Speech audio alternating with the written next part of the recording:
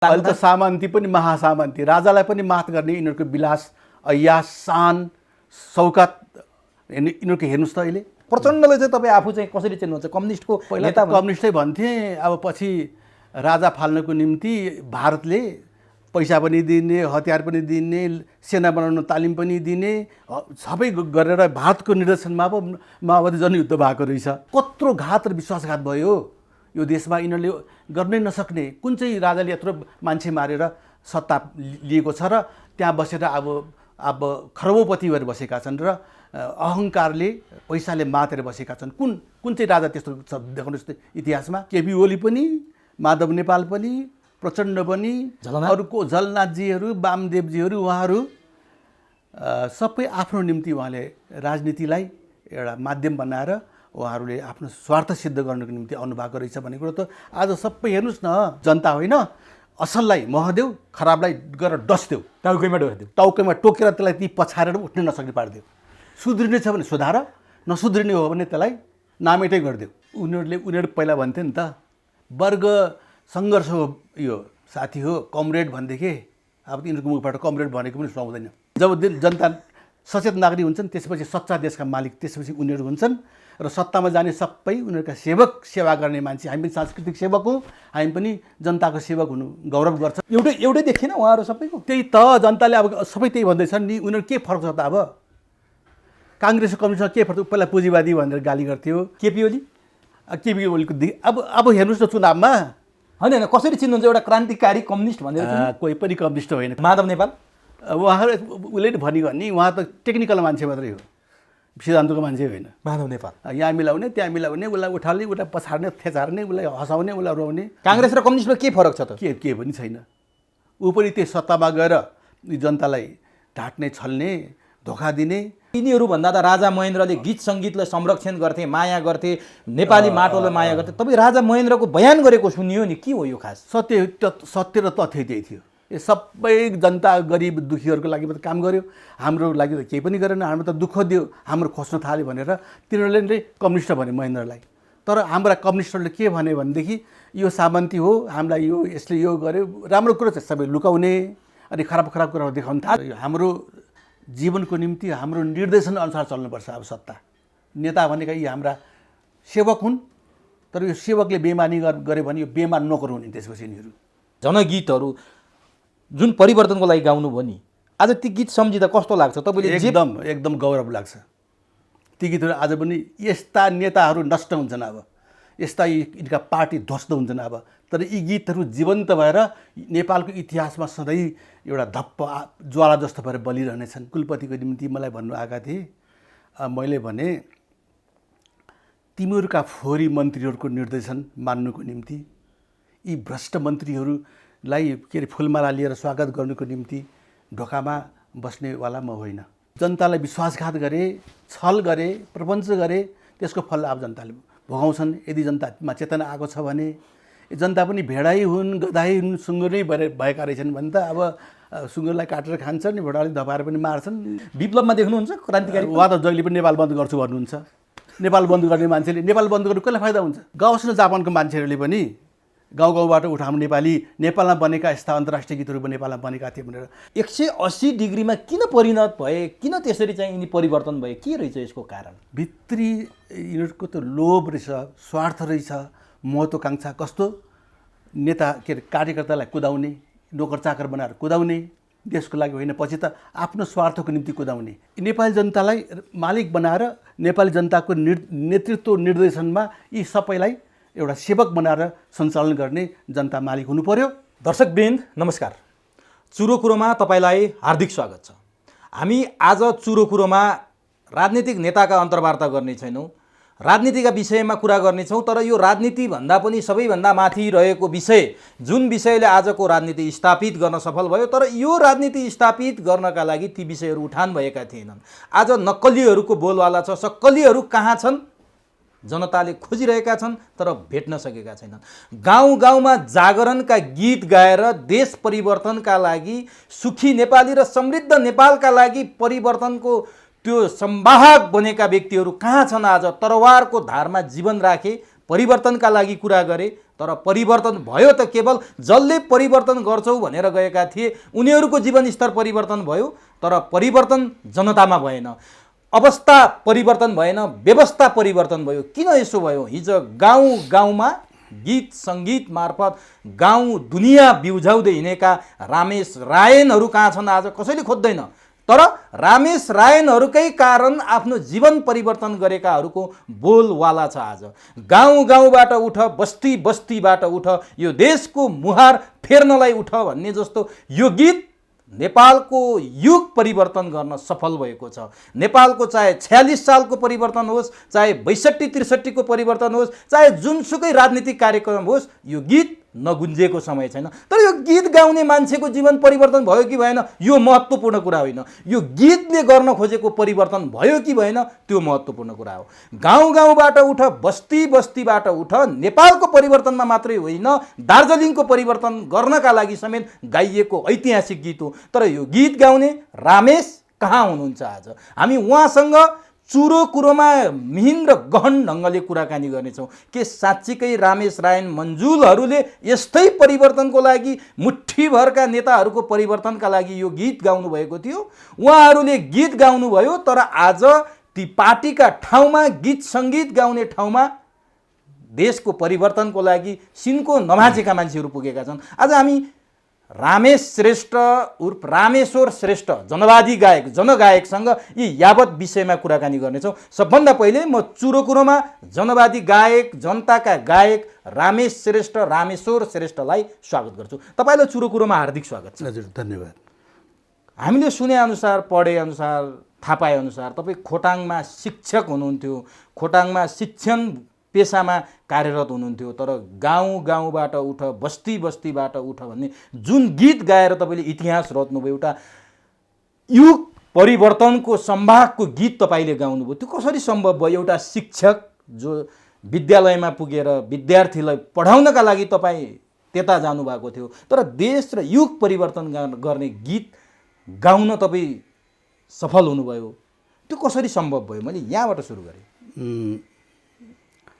मेरो घर परिवार अथवा मेरो बाको परिवारमा हामीहरू जन्मेका हौँ र हाम्रो बाको जुन जुन परिचय थियो र जुन काम थियो त्यो चाहिँ राणाकालीन समयको सत्तामा बसेका राणाजीहरूको एउटा विश्वास प्राप्त एउटा हाकिमले गर्ने एउटा जीवनको परिचय थियो हाम्रो बाको। तर मेरो दाइ चाहिँ कङ्ग्रेसप्रति विचारधाराप्रति प्रतिबद्ध हुनुहुन्थ्यो र 7 सालको क्रान्तिमा मेरो दाइले लड्नुभयो काङ्ग्रेसको तर्फबाट प्रजातन्त्र प्राप्तिका लागि र राणा शासन ढाल्नुको निम्ति। र 7 सालपछि जुन यो नेपालमा राणाहरू पछि एउटा दिल्ली सम्झौता भयो, त्यो टाइममा चाहिँ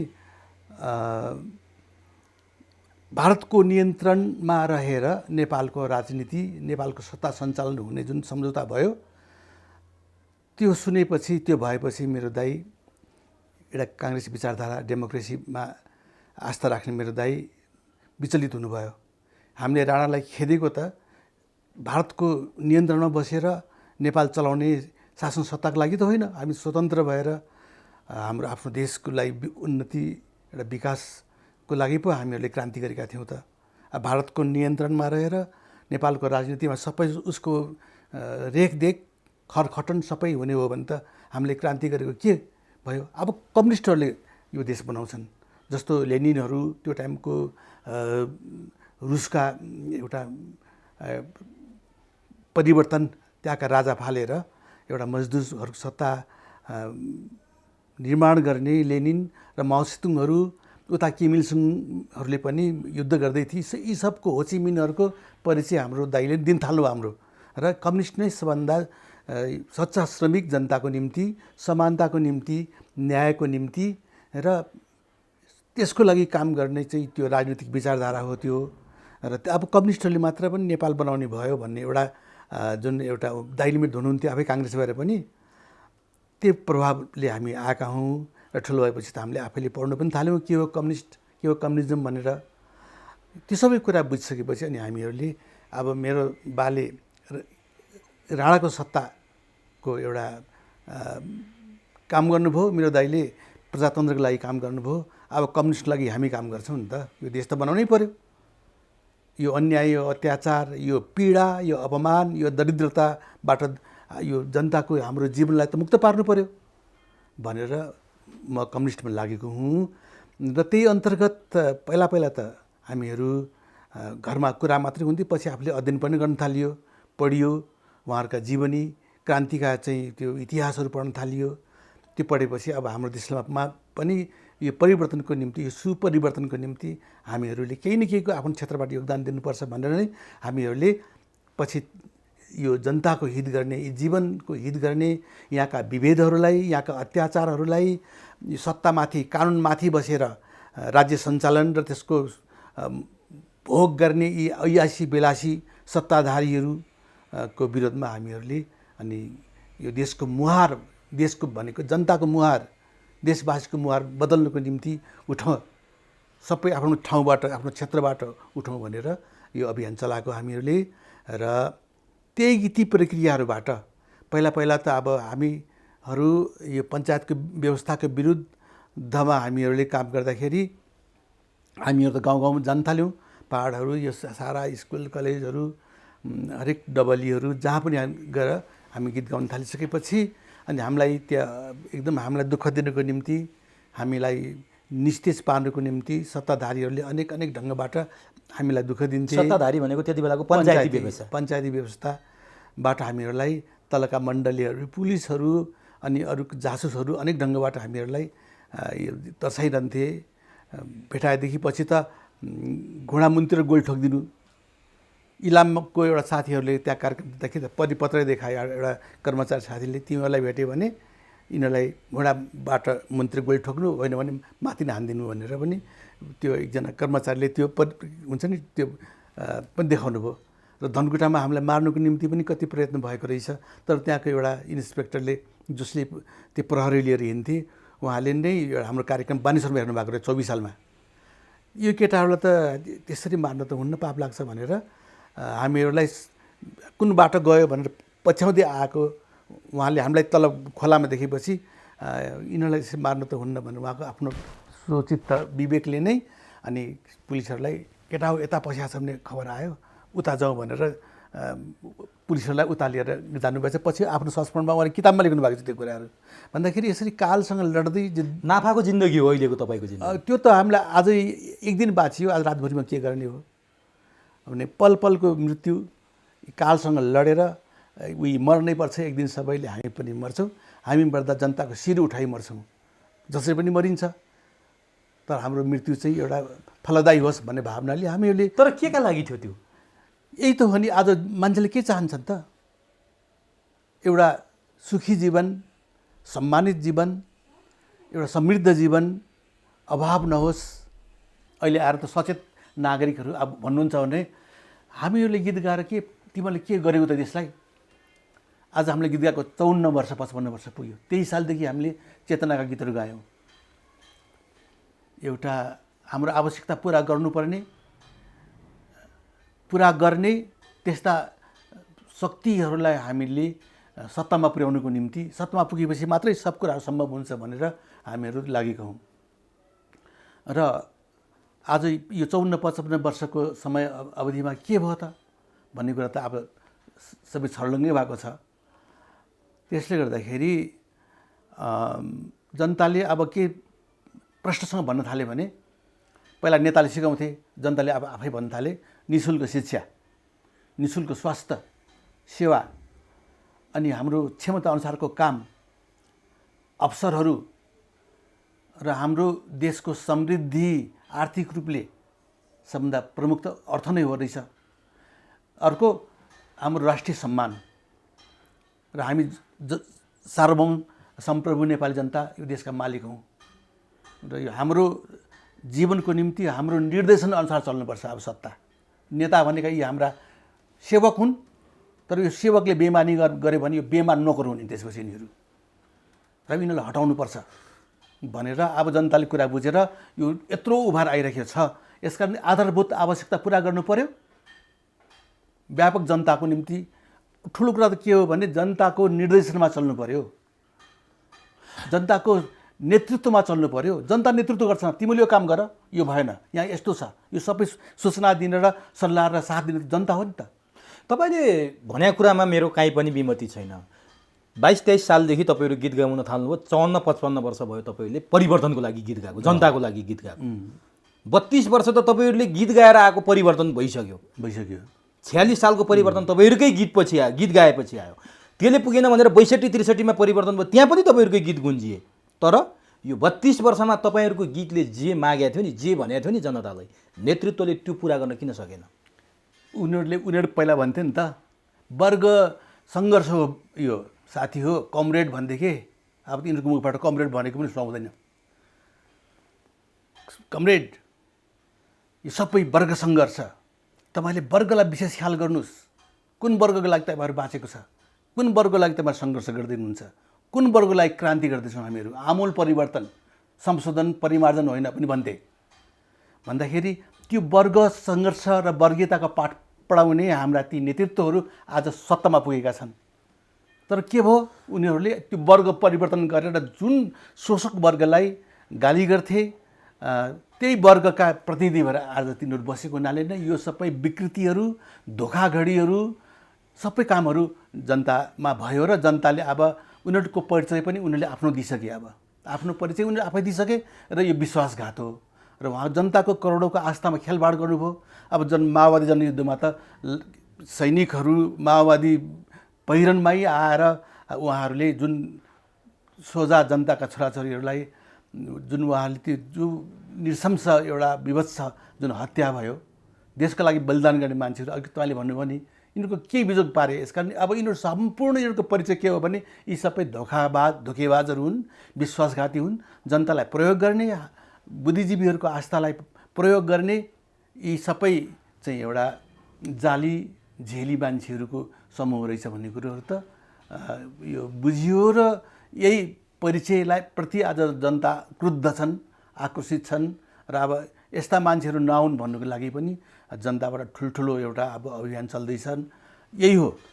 अब जस्तो 22-23 सालबाट तपाईँले गीत गाउन सुरु गर्नुभयो, कतै न कतै झापा विद्रोहमा पनि तपाईँ जोडिनुहुन्छ, तपाईँका गीतहरू जोडिन्छ। झापा विद्रोहका साथीहरूले नि हामीहरूलाई पञ्चायती व्यवस्थाले दुःख दिँदाखेरि साथ दिनुभयो। थाहा थियो नि हामीलाई त, हाम्रो बचाउ गर्नुको निम्ति आउँथे साथीहरू, हामीलाई गाउँ गाउँमा कार्यक्रम दिनुको लागि एउटा व्यवस्था मिलाउँथे साथीहरू। ती पछि कोही रहेछन् भन्दाखेरि झापालीहरू रहेछन्। अनि पछि त्यही झापाबाट पछि कोअर्डिनेसन केन्द्र बन्यो, थुप्रै कम्युनिस्ट पार्टीहरू सानो झुन्ड भएर बसेकाहरूलाई कोअर्डिनेसन एकीकृत गरेर उनीहरूले माले पार्टी बनायो। त्यसमा हामी सहभागी थियौँ। पछि त्यो मैले 39 सालमा फेरि पार्टी छोडेँ। माले छोड्नुभयो? नेकपा माले छोडेँ मैले। किन? सिपी मैनालले कारवाही गर्दाखेरिको कुरा हो? त्यहाँभित्र के देखियो भने म त एउटा बुर्जुवाकै छोरो हो, एउटा सामन्ती परिवारकै मान्छे हुँ र जुन कुरा चाहिँ म मन पराउँदैन थिएँ हाम्रो वर्गमा, जुन कुरा चाहिँ ठिक छैन भनेर भन्थे, पछि पार्टीका नेताहरूमा पहिला त ती रात दिन खट्ने उनीहरू भोक निन्द्रा थकाइ जितेर क्रान्तिका लागि सधैँ अहोरात्र खट्ने, आफ्नो जीवन दिन पनि तमतयार भएका मान्छेहरू त्यस्ता थिए पहिला। पछि जब एउटा कार्यकर्ता बनाउनलाई उनीहरूलाई 6 महिना 8 महिना लाग्थ्यो। जब हाम्रा गीती कार्यक्रमहरूबाट, जब हाम्रो गीतहरूबाट जनता प्रभावित हुन थाले, तिनीहरू प्रभावित मान्छेहरू जब उनीहरूले हामीलाई सोध्थे कहाँ जाने, हामी भन्थ्यौँ अब नेकपा मालेमा जानुपर्छ, हामीहरूले यसैले नै क्रान्ति गर्छ यो देशमा र हाम्रो यो वर्गको हितको निम्ति, दुखी दरिद्र गरिब श्रमशील जनताको हित गर्ने, यो समानताका लागि निम्ति लड्ने र राम्रो सिस्टम बसाउने, हरेक कुराहरूमा समानता, ठुलो सानो भन्ने कोही पनि हुँदैन, सब बराबरी हुन्छन्। अझ कम्युनिस्ट आदर्श त सबभन्दा उच्च हुन्छ, जहाँ कसैले पनि आफ्नो निजी सम्पत्ति राख्दैन, मेरो भन्दैनन्, हामी भन्छन्, हामीभित्र म र अझ वर्गीय जनता, वर्ग शत्रु, वर्ग मित्रु, प्रमुख शत्रु जुनले पढाउँथे, यी सबै कुराहरूको जुन एउटा हामीहरूले चलाएको थियौँ अभियान, त्यसको निम्ति नै हामीहरूले काम गरेको हो। तर यो अहिले उनीहरूको नेताहरूका वेशभूषा, उनका परिधानहरू, लुगाहरू हेर्नुहोस् त, हामीहरूले इस्त्री गरेको लुगा लगायो भने पनि कारवाही गर्न खोज्थे। आइरन लगाएको लुगा किन लाउने जनताको मान्छेहरूले? आज यिनीहरूको कोट हरेक दिनमा नयाँ नयाँ कोट फेरिन्छ। हरेक दिनमा यिनीहरूको लुगा मात्र एउटा राख्ने एउटा त सानो सानो घरै छ जस्तो लाग्छ मलाई त। त्यति हरेक कार्यक्रममा त्यो किन यस्तो भयो तिनीहरू? जस्तो नि तपाईँलाई एउटा कुरा नि, जस्तो अघि मैले भने खुकुरीको धारमा जिन्दगी राखेर तपाईँहरू पञ्चायती व्यवस्था विरुद्ध गाउँ गाउँमा जागरण ल्याउँदै जानुभयो। यी नेताहरूमाथि अगाध विश्वास थियो, त्यो त भगवानै माने हो। जिउला कम्युनिस्टले भगवान मान्दैन, ठिक छ म मान्छु, तर त्यो लेभलमा राखेर तपाईँहरूले हेर्नु भएको। आज यिनीहरू 180 डिग्रीमा किन परिणत भए? किन त्यसरी चाहिँ यिनी परिवर्तन भए? के रहेछ यसको कारण? भित्री यिनीहरूको त लोभ रहेछ, स्वार्थ रहेछ, महत्त्वाकाङ्क्षा। कस्तो नेता के अरे कार्यकर्तालाई कुदाउने, नोकर चाकर बनाएर कुदाउने, देशको लागि होइन, पछि त आफ्नो स्वार्थको निम्ति कुदाउने। किन गुट बनेर यिनी लडे त? ऊ पनि त्यही जनताले कमाएको त्यो भाँडोबाट खान खोज्ने, ऊ पनि त्यही खान खोज्ने, अनि यिनीहरू गुटबाट लडे।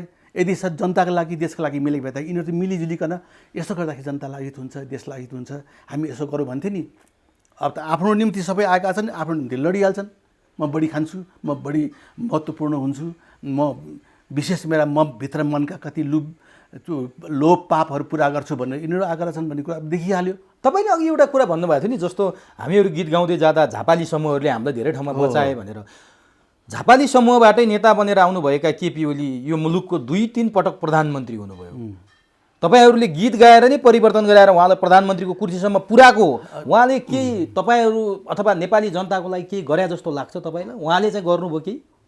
एकपल्ट त देशको लागि त केही गर्ने मान्छे हो भनेर देशले आशा गरेको थियो, तर अहिले त्यो जनता निराश भइसके। उहाँले आफ्नो निम्ति गर्नुभएको रहेछ सर। केपी ओली पनि, माधव नेपाल पनि, प्रचण्ड पनि, अरूको झलनाथजीहरू, वामदेवजीहरू, उहाँहरू सबै आफ्नो निम्ति उहाँले राजनीतिलाई एउटा माध्यम बनाएर उहाँहरूले आफ्नो स्वार्थ सिद्ध गर्नुको निम्ति आउनुभएको रहेछ भन्ने कुरो त आज सबै हेर्नुहोस् न। जनतामा अब उहाँहरूले मुख देखाउनु पनि धेरै अप्ठ्यारो भइसक्यो। चिन्नुहुन्छ तपाईँलाई केपी ओली, माधव नेपाल, झलनाथ खनाल, प्रचण्डले चिन्नुहुन्छ? सँगै काम गरेको किन चिन्दैन? उहाँहरूले भूमिगत हुँदाखेरि लुकाउने, उहाँहरूलाई खाना पुर्याउने। तर आज नि सूर्य कुमारी भन्नुहुन्छ आफूलाई, करिश्मा मानन्दर केपी ओलीसँग भाषण गर्न हिँड्नुभएको हुन्छ। प्रचण्डसँग त्यस्तै अहिलेका नवकलाकारहरू, प्रचण्डको पार्टीमा त्यो जनयुद्धलाई त्यो हाइटमा पुर्याउने एकजना मोहित श्रेष्ठ भन्ने कलाकारसँग मैले कुराकानी गरेँ। उहाँले चिन्न छोड्नुभयो हामीलाई, उहाँ कहाँ बस्नुहुन्छ थाहा छ, तर उहाँसँग अहिलेका हामीले बुर्जुवा भनेका कलाकारहरू उहाँसँग हुनुहुन्छ, हामीले चिन्न छोड्नुभयो भन्नुहुन्थ्यो। करिश्मा मानन्दर, कोमल ओलीहरूको एमालेमा बोलवाला छ। त्यो एमाले बनाउन तपाईँले भन्नुभयो नि, खुकुरीको धारमा राखेर जीवन राखेर गाउँ गाउँ गएको रमेश श्रेष्ठ खोइ त। अब यो संसदवादी व्यवस्था भनेको यस्तो खराब व्यवस्था हो। यो पुँजीपतिहरूको, धनीहरूको सेवा गर्ने एउटा चाहिँ सत्ता हो। यो संसदवादी बहुदलवादी संस्था भनेर उहाँले नै पहिला सिकाउने। यहाँ जानु भनेको बिग्रिनु हो, कुहिनु हो, गनाउने हुनु हो भनेर भन्नुहुन्थ्यो। आज जब संसदवादी व्यवस्थामा उहाँहरू प्रवेश गरेपछि उहाँहरू आज हुँदा हुँदा हुँदा कालान्तरमा आएर अहिले एमसिसी पास भएपछि त उहाँहरू त्यस्तै गरेर उहाँ जे आरोप लगाउनुहुन्थ्यो त्यस्तै भएर कुहिएको हो कि गराउने हुनुभएको हो कि उहाँकै भाषा बोलेँ है मैले। र हामी एउटा त्यस्तो मार्क्सवादको कक्षा लिने जब जता तपाईँहरूले बुझ्या हो नि। अब जब जबको प्रशिक्षण कोमल ओली र करिश्मा मानन्दरले दिनुपर्ने भाव अब त उनीहरूलाई त नाम चलेका मान्छेहरूबाट उनीहरूको स्वार्थ सिद्ध हुन्छ र पैसावाला मान्छेहरू त्यो पार्टीको सदस्य बनाएर उहाँहरूबाट फाइदा लिने उहाँहरूको त्यो चाल हो। अब जो देशको निम्ति, व्यापक जनताको सुखको निम्ति यो उत्कृष्टता हुन्छ जुन भन्छ नि राजनीतिक, त्यो त्यसको निम्ति जुन हामी काम गर्ने मान्छेहरूलाई त उहाँहरूले पछि पारेर त्यस्तै खालको मान्छेले ल्याएर उहाँहरूले आफ्नो संसदवादी स्वार्थ पुरा गर्नुको निम्ति उहाँहरू संसदमा प्रवेश गरिसक्नुभयो नि त। हुँदा हुँदा एमसिसी पास भयो। अब तपाईँलाई नि अघि सुरुमा भन्नुभएको थियो नेपाली काङ्ग्रेसले भारतको चालमा काम गर्न थाल्यो र कम्युनिस्ट भइयो भनेर तपाईँले भन्नुभएको थियो। मलाई त्यो प्रभाव चाहिँ परेको। अनि त्यो कम्युनिस्ट तपाईँ हुनुभयो, त्यो कम्युनिस्ट र काङ्ग्रेसमा आज केही भिन्नता देख्नु भएको छ? जस्तो तपाईँ त कम्युनिस्ट, काङ्ग्रेस छोडेर तपाईँको परिवार काङ्ग्रेसी परिवार, त्यो परिवारबाट तपाईँ कम्युनिस्ट भएको, अनि हुन खोजेको भन्नु न। कम्युनिस्ट हुनु भएन? कम्युनिस्ट त्यही 39 सालसम्म भइयो। त्यसपछि त अब यो पनि उही बुर्जुवा तालमा रहेछ। काङ्ग्रेस र कम्युनिस्टमा के फरक छ त? के पनि छैन। ऊ पनि त्यही सत्तामा गएर जनतालाई ढाँट्ने, छल्ने, धोका दिने र आफू उठ्ने, आफ्नो पार्टीका आफ्नो वरिपरिका मान्छे उठाउने र मालिक त विदेशमा छ, फेरि उसको स्वार्थ सिद्ध गर्ने, फेरि नेपालको सत्ता हातमा लिएर उनीहरूको आशीर्वादबाट त्यही त हो। यिनीहरूको सबैको रूप एउटै देखियो नि त। अब कहाँ हो कम्युनिस्ट, कहाँ काङ्ग्रेस, सबै एउटै हो। अनि तपाईँ आज जुन ठाउँमा हुनुहुन्छ नि त्यहाँबाट एकचोटि फर्केर पछाडि हेरौँ, 22-23 सालसम्म जाउँ त तपाईँले गाएका जनताका गीत, तपाईँले गाएका ती देशका गीत, जनगीतहरू जुन परिवर्तनको लागि गाउनुभयो नि, आज ती गीत सम्झिँदा कस्तो लाग्छ तपाईँले? एकदम गौरव लाग्छ। ती गीतहरू आज पनि यस्ता नेताहरू नष्ट हुन्छन्, अब यस्ता यिनका पार्टी ध्वस्त हुन्छन् अब, तर यी गीतहरू जीवन्त भएर नेपालको इतिहासमा सधैँ एउटा धप्प ज्वाला जस्तो भएर बलिरहनेछन्, जीवनलाई सही बाटो देखाइरहनेछन्। र सुमार्ग के हो, कुमार्ग के हो, हाम्रो कर्तव्य के हो, हाम्रो प्रकृतिलाई कसरी माया गर्ने, हाम्रो जीवनहरूलाई कसरी उठाउने, यी सबै निम्ति यो हरेक यो एक व्यक्ति होइन, त्यो हजारौँ व्यक्ति सर बराबरको एउटा गीत हुनेछ। अझ व्यक्ति मरेर जान्छन्, गीत सधैँ रहिरहन्छ, यो सधैँ बलिरहनेछ। अब अनि तपाईँले त्यसरी बनाएका गीत नि यिनीहरूले संरक्षण गरिदिन सके त? केपी ओलीले त नेपाल एउटा केपी ओली जो जसलाई स्थापित गर्न तपाईँले यत्रो जीवन नै व्यतीत गर्नुभयो, उहाँले एउटा कार्यक्रममा भनेको स्मरण गराउँछु, नेपालमा जस्ता राम्रा हिरोइन कहीँ पनि छैनन्, नेपालमा जस्ता राम्रा ह्यान्डसम हिरो कहीँ पनि छैनन्। 2 दिन अगाडि बोल्नु भएको छ तपाईँ, नेपालमा जस्ता जनताका गायक कहीँ छैनन् भने किन सुनिँदैन? अब त्यही त हो त, संसदवादी चरित्र भनेको त्यही हो। यो जनतालाई बिर्सिएर धनाढ्यहरूको या के अरे, अब धनाढ्यमा पनि कोही त जनता पक्ष पनि हुँदो रहेछन् कि, तर गरिबकै कोखमा जन्मेर हुर्केर गरिबकै कटेराहरू, बाख्राहरू, गाई बस्तु चलाउँदै हिँडेकाहरू चाहिँ आज यो रूपमा पुगे। यो विडम्बना, यो दुर्भाग्य। उहाँले बयान गर्नुहुन्छ नेपालका अहिलेका, त्यो नराम्रो होइन, अहिलेका हिरोको हिरोइनको रूप राम्रो होला, विचारको विषय कुरा आउँछ, त्यो रूप त भोलि नष्ट भएर जान्छ। खोइ त गाउँबाट उठ, बस्तीबाट उठ जस्तो गीत यो जुगमा बन्दैन भनेर उहाँ किन भन्न सक्नुहुन्न? अब उहाँलाई भोलि चाहियो भने भन्नुहुन्छ। यही गीत बजिरहेको छ अहिले कति ठाउँमा। हामीले एकपल्ट लेख्यौँ, हाम्रा पवित्र गीतहरू तिमीहरूको फोहोर एउटा उद्देश्यको निम्ति फोहोरी कार्यक्रममा नबजाऊ भनेर त हामीले स्ट्याटस पनि लेखेको छु एक दुईपल्ट मैले हाम्रो कार्यक्रमहरूमा। तिमीहरूको व्यक्तिगत स्वार्थ सिद्ध गर्नुको निम्ति हाम्रा जनताका यी उज्याला गीतहरू, जनताको हृदयको गीतहरू र जनताको एउटा आत्मा बसेको गीतहरूलाई तिमीहरूको यो कुप्रयोग नगर। एकपटक बलिदान फिल्म देखाइदिने कि उहाँलाई? बलिदान फिल्म हेर्ने त उनीहरू नै हुन् पहिला। आजभोलि याद पनि गर्नुहुन्न होला है? याद नगरे पनि जनताले त गरिरहेका छन्। हरेक त्यो टिभीहरूमा, युट्युबहरूमा त्यही के अरे संवादहरूले, त्यही दृश्यले जनताले प्रहार पनि गरिरहेका छन्। अब नि त्यो तपाईँले यस्ता गीत बनाउनु भयो, यस्तो काम गर्नुभयो, अब यो परिवर्तन भयो, मान्छेहरू के भन्छन् भने नि, रामेशलाई फल्नो गीत सङ्गीतसँग सम्बन्धित ठाउँमा नियुक्त गरिदिनु पर्ने, फल्नो ठाउँमा नियुक्त गरिदिनु पर्ने, किन नगर्दै होला? छ नि, नाट्य एकाडेमी छन्, सङ्गीत प्रतिष्ठानहरू छन्, सरकारले त्यहाँ गरिदिएपछि तपाईँहरूले खोजेको कुरा, तपाईँहरूले भनेको कुरा पुग्छ सरकारले, कि तपाईँहरूले खोजेको अरू केही नै थियो? मलाई एक दुईपल्ट त्यसको लागि आएको पनि थियो र मैले भने अगाडि त उनीहरूले कुराकानी गर्न सकेनन्। व्यापक दबावपछि त्यो कुराहरू कुलपतिको निम्ति मलाई भन्नु आएका थिए। मैले भने तिमीहरूका फोहोरी मन्त्रीहरूको निर्देशन मान्नुको निम्ति, यी भ्रष्ट मन्त्रीहरूलाई के अरे फुलमाला लिएर स्वागत गर्नुको निम्ति ढोकामा बस्नेवाला म होइन। जनताको एउटा आस्था, एउटा विश्वास, एउटालाई हृदयमा राखेर जनताको एउटा स्वाभिमानलाई उठाउनुको निम्ति, राष्ट्रियतालाई उठाउनुको निम्ति र जनताको चाहिँ एकताको निम्ति, हरेक कुराको राम्रा कुराको निम्ति मसँग जुन निष्ठा छ एउटा, त्यो भ्रष्ट मन्त्रीहरूलाई मानेर त्यसको मातहतमा बसेर काम गर्नु, त्यो पद चाहिँदैन मलाई। र यदि तिमीहरू साँच्चै भन्छौ भने तिमीहरूको मन्त्री होइन, मेरो आफ्नै ढङ्गबाट प्राज्ञ छान्नुको लागि मैले त्यो अवसर पाउँछु भने तिमीहरूले त्यो चाकरीबाजहरूलाई, ती पार्टीका मान्छेहरू छन् नि, अयोग्य मान्छेहरू, त्यस विषयमा केही जानकारी नभएका आउँछ नि ती कार्यकर्ता जस्ता, त्यस्ता मान्छेहरूको चाहिँ निर्देशन र मातहतमा बसेर काम गर्ने होइन। म आफै हाम्रै साथीहरू मिलेर हामी प्राज्ञ खोज्छौँ, त्यस्ता प्राज्ञहरू बनाउने हो भने र कर्मचारी पनि हामीले भनेको मान्ने हो भने र हामी जनतासँग भिजेर काम गर्छौँ, त्यसमा कुनै बाधा व्यवधान नगर्ने हो भने त्यो ढङ्गले म एउटा स्वतन्त्र भएर प्राज्ञ के अरे कुलपति भएर काम गर्ने हो भने म तयार छु।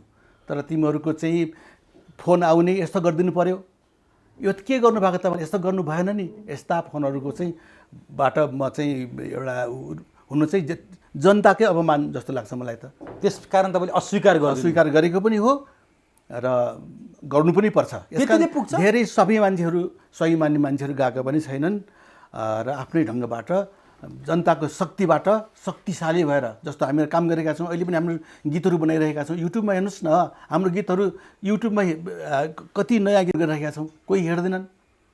त्यो किन अहिले तपाईँहरूका गीत हेर्न छोडेर नि मान्छेहरू, जस्तो न नेताले सुन्छन्, न जनताले सुन्छन्, न कार्यकर्ताले सुन्छन्। तपाईँहरूको विधा जस्तै माओवादी जनयुद्धमा लागेका मोहित श्रेष्ठकै मैले कुरा गरिरहेको थिएँ। उहाँले हामीले गाएको गीतहरू गाएर भात खान पनि अप्ठ्यारो छ, छाक टार्न पनि अप्ठ्यारो छ। न हामी माया प्रेमका गीत गाउन सक्छौँ, न हामीलाई यो गीत गाउने अवस्था छ। यस्तो गहना लगाएर अनि पार्टीमा जाने बेला लगाएको गहना त्यसपछि दराजमा ल्याएर थन्का जस्तो हामीलाई थन्काउने अवस्थामा पुर्याइदिए भन्नुहुन्छ। किन यसरी गहना जस्तो बनाएको? यो सत्ता नेपाली जनताको हित गर्ने सत्तै होइन। यो नेपाली जनतालाई प्रयोग गरेर अहिले पनि चुनावको लागि प्रयोग गर्नुको लागि अनेक हथकण्डाहरू यिनीहरू खोजिरहेका छन् र हामी जस्ता कलाकारहरूको कलालाई, कृतिहरूलाई एउटा माध्यम बनाएर त्यसको चाहिँ उबाट माथि सत्तामा पुग्नुको लागि उनीहरूले जुन प्रयोग गरे, त्यसै कारण अब उनीहरू माथि पुगेपछि किन चाहिँ भर्याङ त लात्ताले हान्नु तल फालिदिइहाल्छ। त्यो ढङ्गले गरे तर तिनीहरू माथि आफू खदारिने समय आउँदैछ फेरि एउटा। यसकारण हामी त गौरवान्वित छौँ। तपाईँलाई लाग्थ्यो गाउँ बस्ती बस्तीमा जनताहरूलाई भ्युजाउन जाँदाखेरि भोलि नेतृत्वले काहीँ कतै हामीलाई अहिलेको अवस्थामा जुन अवस्थामा पुऱ्याएको छ नि यो अवस्थामा ल्याइदिन्छ कि भन्ने तपाईँलाई कुनै डर थियो कि थिएन, अथवा साँच्चीकै तपाईँले सोचेको परिवर्तन हुन्छ भन्नेमा बढी विश्वस्त हुनु? हामी विश्वास भएर नै सधैँ मर्नुको लागि तयार भएर बसेको हो। हामीहरू गीत गाउनुको लागि सधैँ नयाँ नयाँ गीत रचना गर्नुको लागि हामीहरू लागि परेको हो र अहिले पनि हामीहरू यति पनि विचलित छैनौँ। आज जनतामा जुन उठेका छन् तपाईँले देख्नुहुन्छ नि उभारहरू, त्यो उभारहरू यिनै गीतहरूको एउटा प्रतिफल पनि हो र हामीहरूले जे काम गऱ्यौँ राम्रो काम गरेको छौँ। त्यो ओजिलो र तेजिलो छ। अब जनताकै नियन्त्रणमा राजनीति हुनुपर्छ भनेर अब जनताहरू उठ्न थाले। नेपाली जनताकै नेतृत्वमा काम गर्नुपर्छ। अब फेरि तपाईँहरू नेपाली जनताको नेतृत्वमा अगाडि गएर यिनका विरुद्ध गीत गाउने हिम्मत राख्न सक्नुहुन्छ? गाइदिरहेका छौँ नि हामीहरूले। भर्खरको अस्ति दिन लुबुमा त्यत्रो कार्यक्रम गऱ्यौँ लुबुमा। अब फेरि के खोज्दै हुनुहुन्छ त तपाईँहरू? गणतन्त्र पनि आयो, सङ्घीयता पनि आयो, धर्मनिरपेक्षता पनि आयो, लोकतन्त्र प्रजातन्त्र जम्मै छ। तपाईँले हिजो राजाको विरुद्ध होइन गीत गाएको पञ्चायतकालमा, राज संस्थाको निरङ्कुश राज संस्थाको विरुद्ध, पञ्चायतका विरुद्ध होइन, त्यो त ढल्यो त। अब फेरि के का लागि क्रान्ति? नेपाली जनतालाई मालिक बनाएर नेपाली जनताको नेतृत्व निर्देशनमा यी सबैलाई एउटा सेवक बनाएर सञ्चालन गर्ने जनता मालिक हुनु पर्यो र जनता सर्वोच्च छन्। भन्छ नि सार्वभौम सत्ता सम्पन्न सम्प्रभु नेपाली जनता हुनु भनेको के हो? नेपाली जनता मालिक हुनु भनेको। र यिनीहरूकै नेतृत्व, निगरानी र निर्देशन, खबरदारी र हरमा अब यो राजनीतिक सत्ता चाहिँ चल्नुपर्छ, सञ्चालन हुनुपर्छ। यी नेताहरू ठुलो मान्छे होइनन्, जनता नै हो ठुलो मान्छे। जनताले निर्देशन गर्छन्। जस्तो आज चाइनामा पनि हेरौँ नि, त्यो सी जिनपिङ गाउँ गाउँमा गएर त्यहाँका बुढापाकाहरूसँग आफू बोल्दैन, गाउँका बुढापाकाहरूले के कस्तो भयो सबै सल्लाह सबै दिन्छन्, त्यहाँको जानकारी दिन्छन्, यो भएन भन्छन्, यस्तो गर्नुपर्छ भनेर जुन जनताको नेतृत्व र निर्देशन उनीहरूले स्वीकार गरेर उनीहरू नीति नियम बनाएर कानुन बनाएर आज देशलाई कहाँ पुर्यायो उनीहरूले। त्यस्तै गरेर हामी नेपाली जनतासँगै जनताकोमै आएर उनीहरूले जनतालाई गुरु बनाएर जनताकै नेतृत्वमा उनीहरू काम गर्न सक्ने मान्छेहरू, सेवकहरू चाहिन्छ। यहाँ अब सत्ता शासन गर्ने शासकहरू नेपाली जनताले खोजेका छैनन्। तपाईँले उदाहरण दिनुभयो भने चीनमा त्यो सम्पन्न भयो, जनताको लागि काम भयो, अरू देशमा पनि कम्युनिस्ट शासन नेताहरूले गरे, नेपालमा किन सम्भव भएन? त्यो धोका दिएको नि, त्यो नेतृत्व भन्ने छ नि, यी नेताहरूको बदमासी र जनतालाई धोका दिएको, देशलाई धोका दिएको, विचारधारालाई धोका दिएको, सिद्धान्तलाई चाहिँ अल्मल्याउने, बोल्नु जान्ने, छली जाली झेली हुन्छ नि, यो एउटै वाक्यलाई 5 अर्थ लगाउन सक्ने क्षमता भएका यी चतुरे धूर्तभट भन्छन् नि, यस्तै प्रवृत्ति यिनीहरूले लागू गरेको हुनाले आज देशलाई यो धोका भयो। तर नि तपाईँको कहीँ कतै सुनेको थिएँ मैले, हिजो राज संस्थाको विरुद्ध तपाईँहरू गीत गाउँदै हिँड्नुभयो, राज संस्थाको तारो पनि बन्नुभयो तपाईँहरू पञ्चायतमा। तपाईँले कहीँ कतै भन्नुभएको छ बरु यिनीहरूभन्दा त राजा महेन्द्रले गीत सङ्गीतलाई संरक्षण गर्थे, माया गर्थे, नेपाली माटोलाई माया गर्थे। तपाईँ राजा महेन्द्रको बयान गरेको सुनियो नि, के हो यो खास? सत्य र तथ्य त्यही थियो। के थियो? अब जस्तो अहिले यिनीहरूले 31 वर्ष त यिनीहरूले ठाडै यिनीहरूले के अरे देश सञ्चालन गर्ने अवसर पायो नि त यिनीहरूले। के भयो त अहिलेसम्म? न हामीसँग कुनै कृषि उत्पादन छ। जब कि राजा महेन्द्रको बेलामा त चामलहरू धानहरू निर्यात हुन्थ्यो, कति निर्यात हुन्थ्यो। अब जस्तै मैले थाहा पाएअनुसार त दक्षिण कोरियामा यो के अरे ब्याङ्ककहरूमा कुन कुन युरोपियन देशमा पनि अन्नहरू त्यहाँबाट निकासी हुन्थे, बिक्री वितरण हुन्थे, सहयोगहरू हुन्थे। आज हामीसँग के छ त यहाँ? सारा धान त असारमा सबै बुक गर्न आइपुग्छन् खेतमा। के अरे भारतदेखिका धनाढ्यहरू मङ्सिरमा सबै उठाएर लान्छन्, भारतमा पुर्याउँछन्, फेरि पेलिएर हामी 3 गुणा महँगोमा हामीले चाहिँ किनेर खानुपर्छ। हामीसँग अन्न पनि छैन। अहिले उद्योग राजा महेन्द्रले कति बनाएको रहेछन्? 46, 48, 60वटै कति उद्योग बनाएको थिए हगि। अब त्यो उद्योगमा कति राम्रो स्तरीय चाहिँ एउटा कपडा कारखाना थियो, स्तरीय सिमेन्टहरू, हिमाल सिमेन्ट, भ्रिकुटी कागज कारखाना थियो, भ्रिकुटी कति राम्रो कृषि औजार कारखाना थियो, कृषि औजार थियो, धागोको कारखाना थियो बुटोलमा। कति कमसेकम पनि 46 कि कतिवटा मैले युट्युबमा त्यो टिपेर राखेको छु मैले त्यो गरेर। त्यत्रा कल कारखानाहरू थिए, त्यो सबै बेचेर खाइदिए। अब अन्न पनि छैन, उद्योग पनि छैन, रोजगारको लागि कुनै अब केटाहरू 80 लाख त बाहिर पठाएका छन् भन्छ। अब युवा शक्ति पनि पठाएका छन्। यो देशलाई कहाँ पुर्यायो त यिनीहरूले? अनि यो भन्दाखेरि त राजा महेन्द्रले त त्यत्रो राजमार्गहरू बनाए। 11 वर्षमा त उसले कति अब गाउँ फर्क भनेर गाउँमा के अरे गएर काम गर्नुपर्ने एउटा उसले सिकाएको थियो। एनडिएस भनेर विद्यार्थीहरूलाई पनि गाउँमा गएर जनतासँग भिसेर काम गर्नुपर्ने एउटा चलाएको थियो होइन। र के अरे मोहियानी हक दियो। अर्को चाहिँ हदबन्दीको जग्गा चाहिँ सरकारले जफत गरिदियो। 10-11 वर्षमा कति धेरै काम गर्यो। छुवाछुत प्रथाको उसले चाहिँ बनाइदियो भन्दाखेरि उसले कति धेरै काम गर्यो। अनि गीत सङ्गीतको पनि उनी संरक्षणको आफै गीत लेख्थे। 19 सालमा हामीहरू रेडियो नेपालले एउटा लोकगीत प्रतियोगिता गर्दाखेरि ओखलढुङ्गा जिल्लाबाट राजेन्द्र मलाई पठाएको थियो। भन्दा अनि यहाँ आएपछि लोकगीत हो, लोकसङ्गीत हो, तिमीहरूले आधुनिक गीत बनायो भने पनि लोकलयमा आधारित गरेर बनाऊ, नेपाली सङ्गीत नेपालीपन झल्किने गरेर बनाऊ र लोकगीत सङ्कलन गर भनेर हामीलाई त्यत्रो प्रोत्साहन दिएर गाउँमा पठाएको थियो। र त्यसकै प्रभावबाट हाम्रो नेपाली सङ्गीतहरूको लागि हामीहरूले काम पनि गऱ्यौँ। र त्यही समयको हामीहरूको जुन मेहनत र गाउँघरमा सिकेका लोकलयहरूको बेसमै आज हामीहरूले गीतहरू पनि रचना गर्छौँ। राजा महेन्द्रको योगदान छ त्यसमा अवश्य पनि हामीले प्रेरणा दिएको थियो। भन्दाखेरि त्यो टाइममा त नकारात्मक कुराहरू मात्रै गरिराखेका थिए। त्योभन्दा उत्कृष्ट हामी गर्छौँ भनेर पो यिनीहरूले त हामीले त्यस्तो राजाको विरुद्धमा गीत गाउँदै बस्तीमा चाहिँ जनलहर ल्याउने काम चाहिँ किन गरे त राजाको विरुद्धमा? तपाईँले आज पश्चाताप हुन्छ? त्यो टाइममा राजा भनेका यस्ता हुन्, सामन्ती थिए, उसको गल्ती नभएको त होइन नि। महेन्द्रलाई पनि के भनेर राजा महेन्द्र के मर्नुभन्दा अगाडि मैले जे गर्न खोजेको थिएँ उसकै जस्तो राजा महेन्द्रलाई अभिजातका वर्गहरू जुन छ नि यो कम्युनिस्ट हो भनेर भन्थे। जब उसले चाहिँ हदबन्दी जग्गाहरू जुन खोस्यो नि, जब उनीहरूले चाहिँ मोहियानी हक दियो नि, यो यहाँका सम्रान्त कुलीन राजी शाहजी अरू धनाढ्यहरूले यो कम्युनिस्ट रहेछ, यो सबै जनता गरिब दुखीहरूको लागि मात्रै काम गर्यो, हाम्रो लागि त केही पनि गरेन, हाम्रो त दुःख दियो, हाम्रो खोज्न थाल्यो भनेर तिनीहरूले नै कम्युनिस्ट भने महेन्द्रलाई।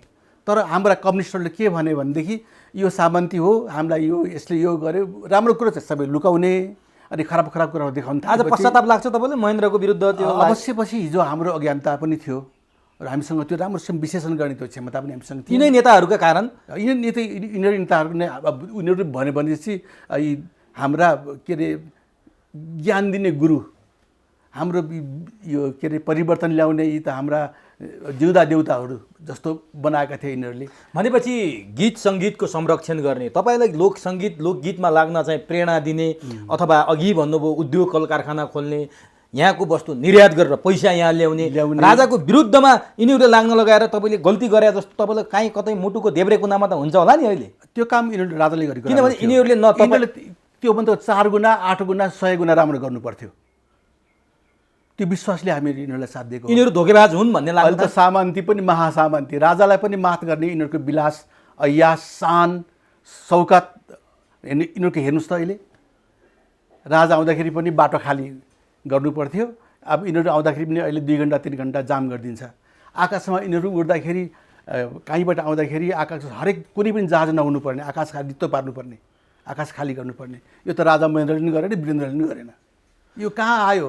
र अरबौँ पर्ने यिनीहरूलाई हेलिकप्टर व्यक्तिगत चाहियो यिनीहरूलाई चाहिँ के अरे गाडी पनि करोडका गाडीहरू चाहियो यिनीहरू अब यिनीहरू कहाँ पुग्यो त यो अब तपाईँलाई एउटा नि जस्तो बलिदान फिल्म आफैमा पनि चर्चित छ त्यो फिल्मले दिन खोजेको सन्देश नबुझ्ने नेताहरू कोही छैनन् त्यहाँ तपाईँहरूले गाएको जस्तो गाउँबाट उठ बस्तीबाट उठ गीत त्यही फिल्ममा तपाईँले राख्नु भएको थियो त्यो फिल्ममा अर्को एउटा गीत थियो के अरे गरिबका पसिना तरर हुने खाने जहाजमा सरर टाइपको तपाईँले गीत गाउनु भएको थियो त्यो गीत गाएर तपाईँहरू परिवर्तन ल्याउन खोज्नुभयो आज उनीहरू जसको लागि परिवर्तन ल्याउन खोज्नुभयो उनीहरू फेरि आज हेलिकप्टर बुक गरेर जिल्लामा गएका छन् हेलिकप्टर बुक गरेर चाहिँ चुनावी सभा गर्न गएका छन् हेलिकप्टर बुक गरेर सैर गरेका छन् त्यो गीत कसका लागि गाउनु भएको थियो आखिर उनीहरू पनि त्यही छन् आज अप्ठ्यारो लाग्दैन यो त धोका विश्वासघात अघि मैले भने नि त्यो र वर्गीय रूपमा उनीहरू रूपान्तरण भए त्यस्ता गीत गाउन लगाए आज आफै उनीहरू हेलिकप्टरमा सैर गर्दैछन्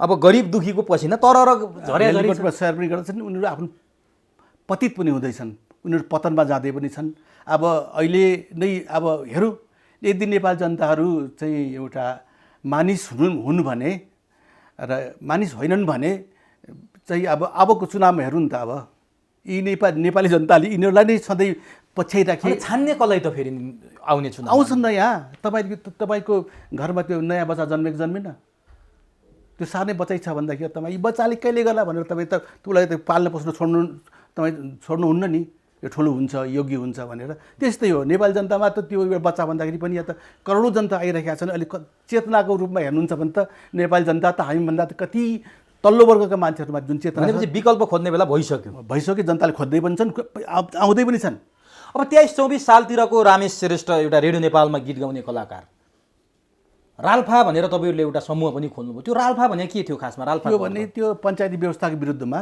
यो पहिला मेरो दाइ भन्नुहुन्थ्यो यो हरेक नेपालको लागि कहिले उभो लाग्न नदिने राणातन्त्र हो यसकारण राणा नफालिकन यो बन्दैन यसकारण राणा फाल्नुपर्छ भनेर दाइ कङ्ग्रेसबाट लाग्नुभयो हामीहरू चाहिँ यो शाही सत्ता यो शोषक सत्ता यो वर्गीय सत्ता शत्रु सत्ता भन्थ्यो कि हाम्रो यी आजका यी नेता छन् नि यिनीहरूले नै हामीलाई सिकाएका बुझाएका अलिकति बुझ्थ्यो पनि पहिला पनि त छङ्ग पारेर चाहिँ यिनै नेताहरू आजका जुन हेलिकप्टर चढेर हिँड्छन् नि अब भन्दाखेरि यिनीहरूको अब जुन धोखागडी जनतालाई धोका दिए त्यो जनतालाई विश्वासघात गरे छल गरे प्रपञ्च गरे त्यसको फल अब जनताले भोगाउँछन् यदि जनतामा चेतना आएको छ भने जनता पनि भेडाइ हुन् गधाइ हुन् सुँगुरै भएका रहेछन् भने त अब सुँगुरलाई काटेर खान्छन् नि भेडाले धपाएर पनि मार्छन् होइन अब त्यो के भन्ने कुकुर त धेरै इमान्दार छ तर हामी नेपाली जनता अहिले सचेत छौँ हाम्रो आफ्नो हितको कुरा बुझ्छौँ राल्फाको अर्थ चाहिँ के थियो राल्फाको के पनि एउटा मान्छेलाई प्रभाव पार्ने एउटा अमूर्त शब्दहरू त्यसै बनाएको हो तपाईँ रायन मन्जुल नोरेन निनु चापागाई निरन सापकोटा विमल लगायतले खोल्या भनेर आयो योमा तपाईँहरूको पछि एउटा असन्तुष्टि पनि आएछ विवाद पनि आएछ अहिले कहाँ छ यो अस्तित्वमा छ कि छैन यो राल्फा त्यो त 29-30 सालमै सिद्धियो किनभने अब हामीहरूले जुन एउटा भावनाले अगाडि आएका थियौँ राल्फामा त्यो चाहिँ हाम्रो चाहिँ परिवर्तनको लागि हामी आक्रामक ढङ्गबाट यो शाही सत्ताहरू यो अभिजात सत्ताहरू यो वर्गीय सत्तालाई फालेर जनतालाई हित गर्ने सत्ता एउटा समाजवादी संस्था वर्गीय सत्ता ल्याउनुको निम्ति भनेर जुन हामीले बुझेको थियौँ त्यही ल्याउनुको निम्ति हामीले काम गरेका हौँ र पछि जब त्यो पपुलर पनि भयो प्रसिद्धि प्राप्त भएपछि त्यहाँभित्र पनि व्यक्ति उठ्न खोज्ने प्रवृत्तिहरू जब त्यहाँ पैदा भयो अनि ती व्यक्तिमा पनि टकराव हुन थाल्यो नि त ऊभन्दा म प्रभावशाली मभन्दा ऊ जान्ने जस्तो अहिले सत्तामा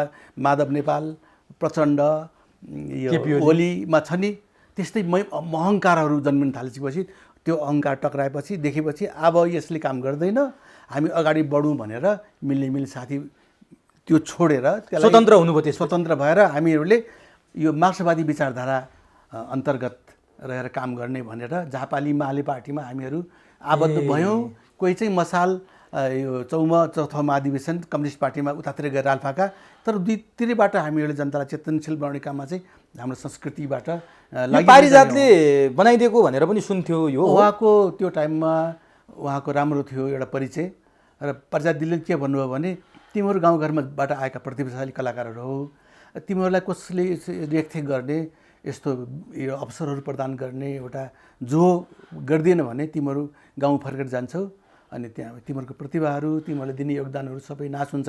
यसकारण मेरो नाम अलिअलि छ, अहिले मदन पुरस्कार पाउनु भएको थियो, म त्यसबाट केही कोसिस गर्छु है त भनेर उहाँले पारिजात दिदीले हामीलाई उहाँको पनि काहीँ न काहीँ योगदान छ।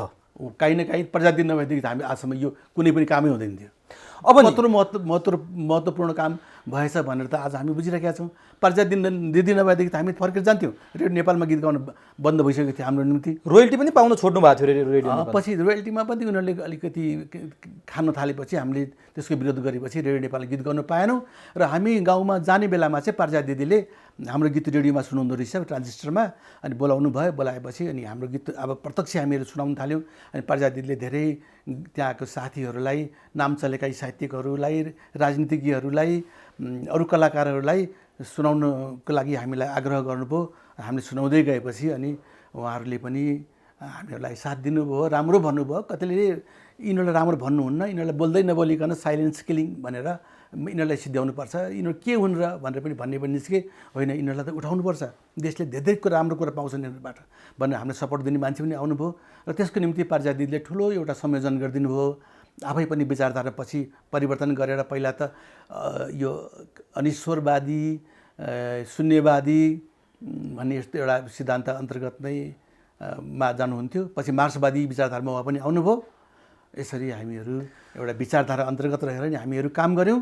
र आजको जुन कम्युनिस्टहरू जुन छ नि, यिनीहरूलाई बनाउनुको निम्ति पारिजात दिदीको, हाम्रा गीतहरूको, हाम्रा चाहिँ जीवनको समर्पणहरूको, हाम्रो चाहिँ निरन्तरताको निम्ति जुन के अरे जुन काम भयो, जुन आज जी नेता भएर यिनीहरू बसिरहेका छन् र अनेक गर्न नहुने काम यो हो भन्थे त्यही गर्न नहुने काम गरेर बसिरहेका छन् भनेदेखि यो ठुलो युगप्रतिको एउटा विश्वासघात। अब नि जस्तो तपाईँहरूले 22-23 सालदेखि गरेर 46 सालमा एउटा परिवर्तन त पाउनुभयो नि, तपाईँहरूको ठुलो महत्त्वपूर्ण योगदान छ। त्यसपछि तपाईँहरूलाई थन्काइयो, तपाईँहरूलाई कुनै महत्त्व दिन छोडियो। 62-63 फेरि तपाईँहरूका गीत बन्न थाले, तपाईँहरू पनि आन्दोलनमा सरिक हुनुभयो। अब मैले जान्न खोजेँ नि तपाईँहरूले त्यो 46 सालपछि 62-63 पछि जुन भोग्नुभयो, माओवादी आन्दोलन भयो 52देखि, माओवादी आन्दोलनमा पनि गीत सङ्गीतको महत्त्वपूर्ण भूमिका रह्यो। तपाईँहरू जस्तै कलाकारहरूले त्यहाँ पनि गाउँ सहर बिउज्याउँदै क्रान्तिकारी गीत गाउनुभयो। उहाँहरूको पनि हालत यस्तै छ आज। न माओवादी नेतृत्वले चिन्छ, न हिजोको नेतृत्वले तपाईँहरूले चिन्छ। नेतृत्वले कलाकारलाई किन यति धेरै अपमान गर्दो रहेछ? अब हामी जनताको भयो, सत्तामा संसदवादी सत्तामा पुगेपछि धनाढ्य कलाकार चाहिन्छ, नामचले कलाकार चाहिन्छ। हेर्नुहोस् न, माओवादी जनयुद्धमा 232 जना कलाकार मात्र शहीद भएका छन् भनेर माओवादी पत्रिकामा त्यो 64-65 सालतिर छापिएको थियो। कलाकार मात्रै 232 कि 238 जना शहीद भएका छन्। यो विश्वको इतिहासमा कलाकार यति धेरै शहीद भएको कुनै देश छ होला त? तर ती को हुन् कसैलाई थाहा छैन। अब यो प्रयोग गरे फालिदिए। कति कला त्यो शहीद त यति भयो भने घाइते कति होला त्यहाँ? मोहित श्रेष्ठ एकजना तपाईँको नाम भन्नुभयो, त्यस्ता कलाकार त्यहाँ त 50औँ म चिन्छु अहिले।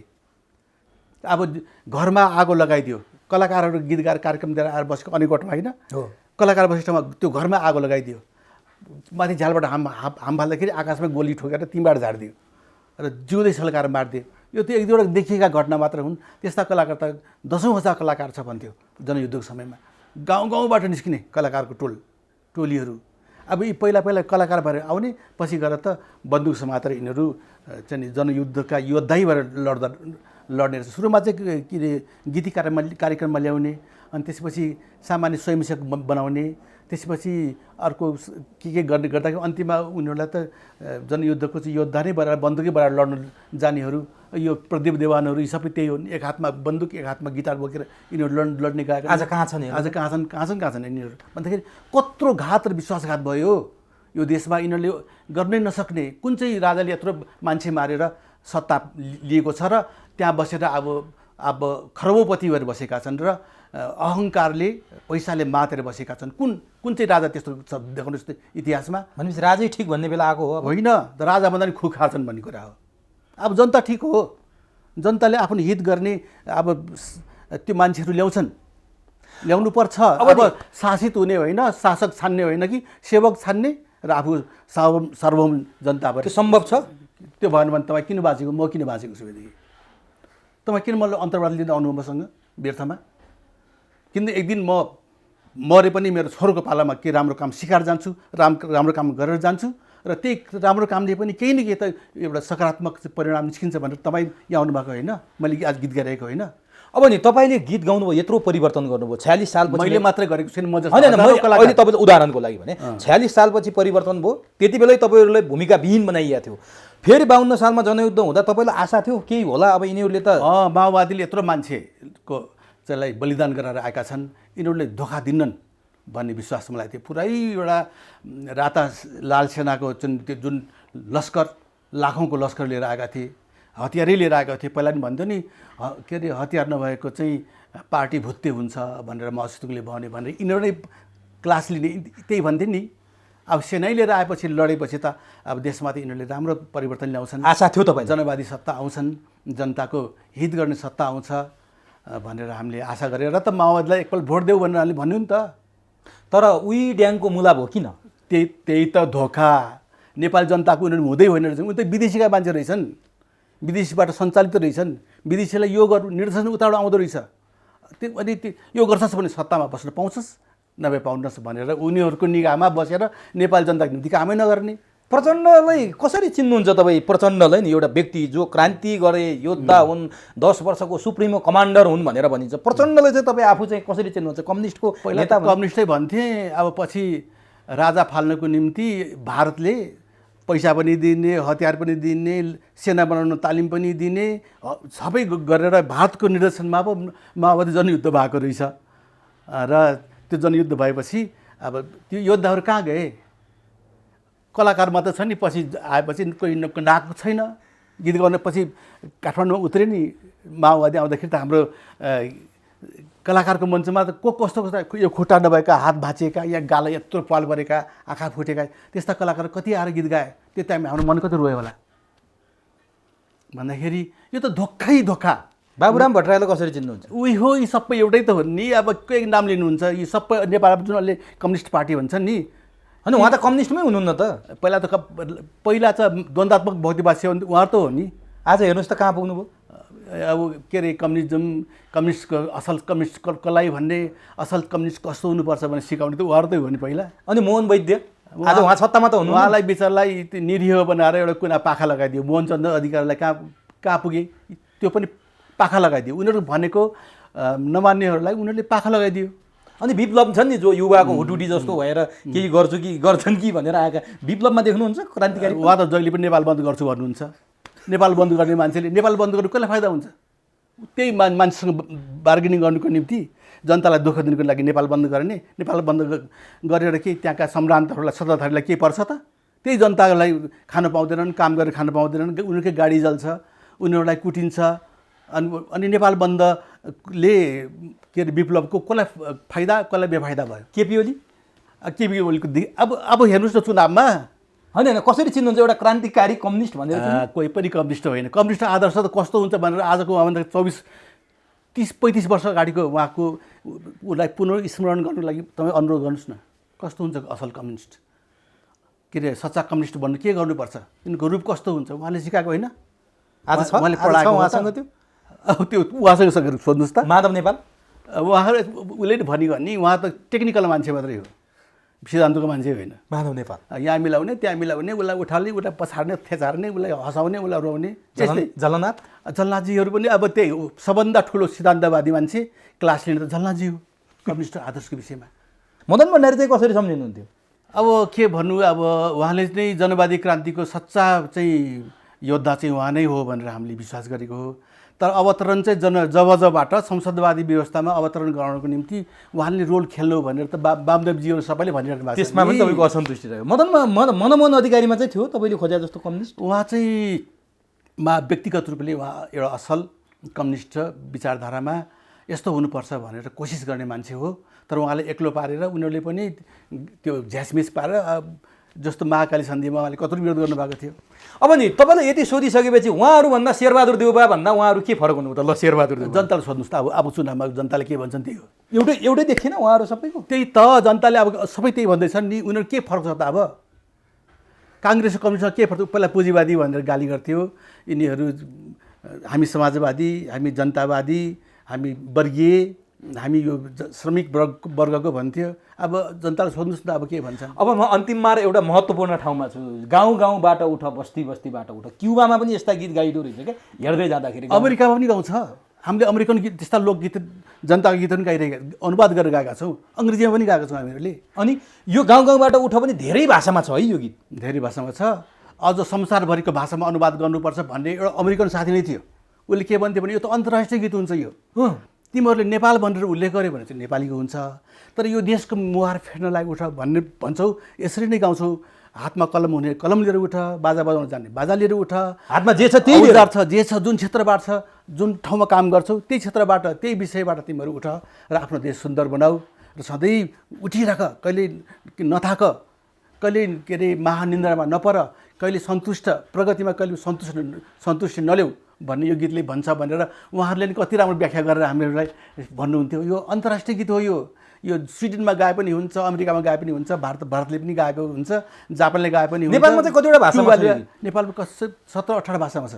अनि यो श्याम तमोटले लेख्नु भएको यो बलिदान फिल्मकै लागि भनेर लेख्नु भएको होइन, यो त यही हाम्रो जनवादी क्रान्ति सफल पार्नको निम्ति जो नेकपा मालेको नेतृत्वमा अगाडि बढेको थियो, त्यही माध्यमबाट जुन जनवादी क्रान्ति, एउटा वर्गीय एउटा राज्य सत्ताको निम्ति जुन उहाँहरूले जुन हामीलाई पहिला कक्षा लिनुहुन्थ्यो, परिचय गराउनुहुन्थ्यो, सिद्धान्त दिनुहुन्थ्यो, त्यही आधारमा हामीहरूले यस्ता गीतहरू गाएर त्यो सत्तालाई सफल पारेर यो देशलाई उज्यालो पार्नुको निम्ति, समानताको निम्ति, न्यायको निम्ति, यो चाहिँ यो विकृतिको विरुद्धमा एउटा त्यस्तो निर्माणको लागि हामीले बनाएको गीतहरू। के तपाईँहरूलाई लागेको थियो सुरुमा यो सङ्गीत भर्दा, शब्द लेख्दा र तपाईँले गाउँदा अहिले जति विश्वव्यापी चर्चामा छ यो गीत, यति चर्चामा पुग्ला भन्ने लागेको थियो?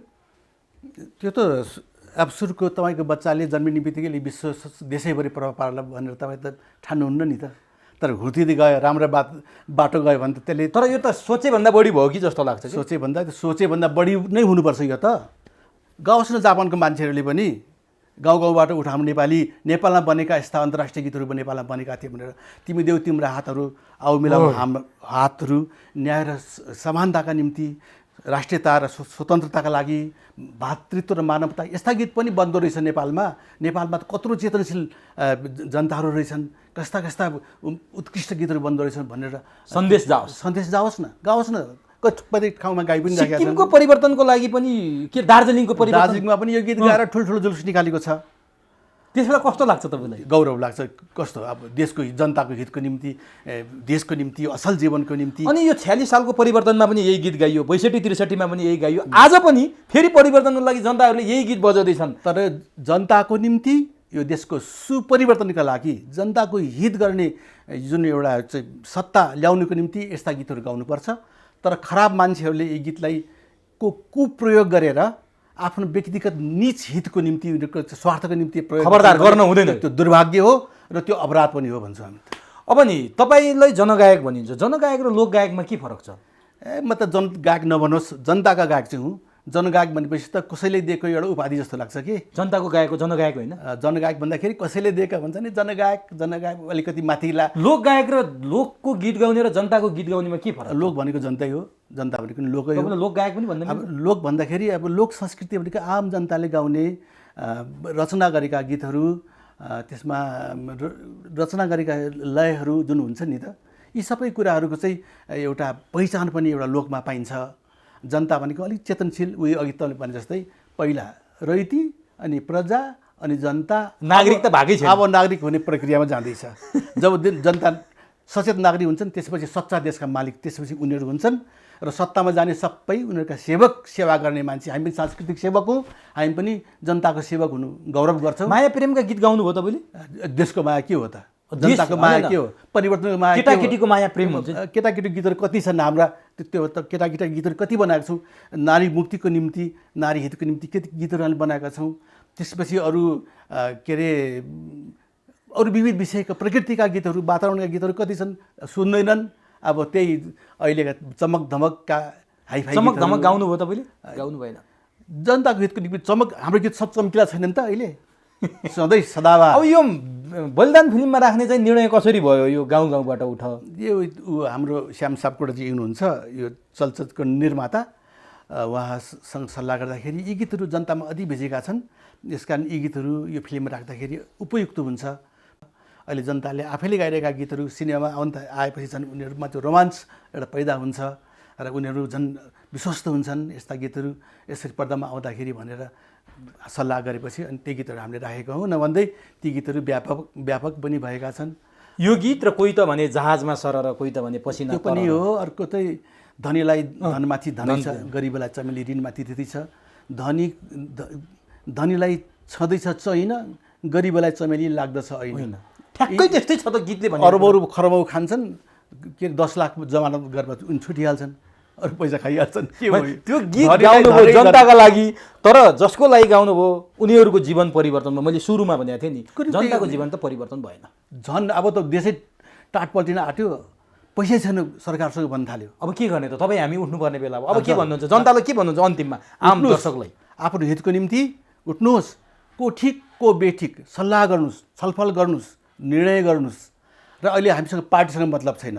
जो देश बनाउँछन्, जसको हित व्यवहारबाट, चरित्रबाट र उनीहरूको जुन संरचना तयारी जुन छ नि त्यसमा विश्वस्त हुनुहुन्छ भने त्यही व्यक्तिहरू ल्याउनुपर्छ। तर ती व्यक्तिले धोका दिए पनि दण्डित गर्न जान्नुपर्छ। यही दण्डित गर्न नसकेर आज यी सबै मातिएका हुन्। यी सबै हिजोका गरिबका मित्रहरू आज गरिबका शत्रु भएर आइरहेका, बसेर गरिबकोलाई सताउने आइरहेका छन्, त्यो दण्डित गर्न नसकेर। यसकारण हाम्रो गीत छ नि एउटा, गुण गर्नेलाई मौरीले मह दियो, बैगुनीको टाउकोमा टोकिदियो। गुण गर्नेलाई मह देऊ, बैगुनीलाई टाउकोमा खिलान, अनि देश परिवर्तन सम्भव। त्यो गणेवालालाई कसले टेर्छ? त्यो हामी जनता त गणेवाला छ अहिले, जति कुल्चेर गयो नि छटपटाएर मर्ने। यसकारण यस्तो गणेवाला जनता होइन। असललाई मह देऊ, खराबलाई गरेर डस्देऊ, टाउकैमा टोकेर त्यसलाई ती पछारेर उठ्न नसक्ने पारिदेऊ। सुध्रिने छ भने सुधार, नसुध्रिने हो भने त्यसलाई नामेटै गरिदेऊ। हस्, आज तपाईँ जस्तो मूर्धन्य जनताको गायकसँग बसेर यसरी कुरा गर्ने पहिलोपटक भेट भयो, पहिलोपटक नै यो कुराकानी गर्ने अवसर तपाईँले प्रदान गरिदिनु भयो। कति अब यो तपाईँ विशाल समुद्र हो, त्यहाँबाट कति लिन सके मलाई थाहा छैन। आम दर्शकलाई पक्कै पनि यो रोचक हुनेछ र थाहा हुनेछ। अब फेरि एकपटक परिवर्तनका लागि उठ्नुपर्ने बेला भएको तपाईँले आह्वान गर्दा उठ्दैछन्, आफू उठ्न सकेन भन्ने यी गणेउलाई हुन्छन् र किचेरै मर्छन्। यसकारण गणेउला नहो, मौरी जस्तो हो, श्रम गर्ने, परिश्रमबाट मह जम्मा गर्ने र त्यो मह जनतालाई दिने, असल जनताहरूलाई दिने र जनताका शत्रुलाई खिल हानेर त्यसलाई ती ढालिदिने। यो महत्त्वपूर्ण समय र संवादका लागि एकपटक तपाईँप्रति हार्दिक नमन गर्छु। अर्को कुरा, यो मेरो कुरा होइन है, आजको करोडौँ जनताको आवाज बोल्दैछु म। करोडौँ जनताहरू, यो आवाज जनजनको कानमा पुगोस्, दिमागमा पुगोस् र देश परिवर्तन र सघाउ पुऱ्याओस्। देशको मालिक बन्नुहोस् र जनताले राजनीति गर्ने हो। अब नेताले होइन, सेवक खोज्ने हो। अब हामीले नेता खोज्ने होइन। हस्, र हामी शासित हुने होइन, हामी शासक खोज्ने होइन, हामी शासन पनि खोज्ने होइन। हामी त सेवा गर्ने सेवकहरू खोज्ने मान्छे मात्रै हौँ र हामी मालिक हौँ। हामीले बेइमान नोकरहरूलाई निकाल्न सक्ने चाहिँ हुनु पर्यो, असल सेवा गर्ने मान्छे। आजको युगको माग त्यो, युगको माग। सेवकहरूलाई हामी फुलमालाले, धेरै फुल होइन, अलि 1-2 फुलमालाले ठुलो सम्मान गरेर हामी सम्मान गर्न पाऊँ। हाम्रा देशका यी असल मान्छेहरूलाई, यी देशको हित गर्ने, देशको भलाइ गर्ने मान्छेहरू जनता खोजीमा छन्। त्यस्ता मान्छेहरू देखिँदै पनि छन्। अब तपाईँहरूले जनतालाई धोका दिने काम नगर्नुहोस् र शब्दजालहरू, वाकजालहरू, एउटै वाक्यलाई 5 अर्थ लगाउने गरेर मान्छेलाई भुलाउने हुन्छ नि, अल्झाउने काम नगर्नुहोस्। सफा हुनुहोस्, सरल हुनुहोस्, स्पष्ट हुनुहोस् र जनता सर्वोच्च शक्ति हो, त्यो शक्तिको नियन्त्रणमा बसेर, मातहतमा बसेर काम गर्नको लागि हामी तयार हौँ। म भन्ने होइन, हामीभित्र म। अर्को के हो भनेदेखि मलाई छाने भने मभन्दा योग्य कोही छ कि त्यो खोज्न लगाउनुहोस्। जहाँ पनि म होइन, मभन्दा योग्य को छ भने उहाँलाई देऊ। त्यो विशिष्ट मान्छेहरूलाई नि हामी राख्ने काम गरौँ। अरू अहिले जुन भन्छ नि जनताले छान्ने यो कार्यकारी प्रमुख भन्छ नि, यो प्रधानमन्त्री हो कि के हो, त्यो छान्ने जनताले छान्छन्। अब अर्को सङ्घीयता हुँदैन। यही सङ्घीयताको कारण आज देश टाट पल्टिन आँट्यो, देख्नुभयो नि। छैन रोक्ने पैसा भन्न थालिहाले, यो सामान रोक्ने, त्यो सामान रोक्ने भन्न थालिहाले। कस्तो टुहुरो, कस्तो दरिद्र, यत्रा मान्छेहरूलाई यत्रो अरबौँ खर्च गर्न सक्ने, देशको उन्नति प्रगतिको लागि कुनै कामै गर्न हेलिकप्टर चढेर सहर गर्न सक्छ। सहर गर्न चाहिँ हेर त्यो लाजै मर्दो। यो त पुँजीवादी देशहरूले पनि यस्ता मान्छेलाई त नि काम चाहिँ गराउँछन् तर श्रद्धा चाहिँ गर्दैनन्। नोकरलाई के को श्रद्धा, नोकरलाई के को मान, यी त नोकर जस्ता भए। यसकारण हामी सम्मान गर्न चाहन्छौँ, सम्मानित हाम्रा त्यस्ता व्यक्तित्व विशिष्ट मान्छे आउन् भन्ने हामी चाहन्छौँ।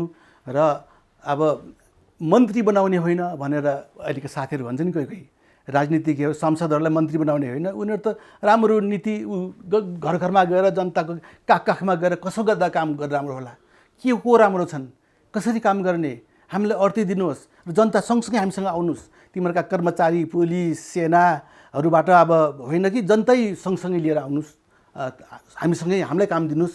हाम्रो सेना त हाम्रो छँदैछ, प्रहरीले हामीलाई सेवा गर्छ, सेनाले देशको रक्षा गर्छ होइन, कर्मचारीले हाम्रो सेवा गर्छ।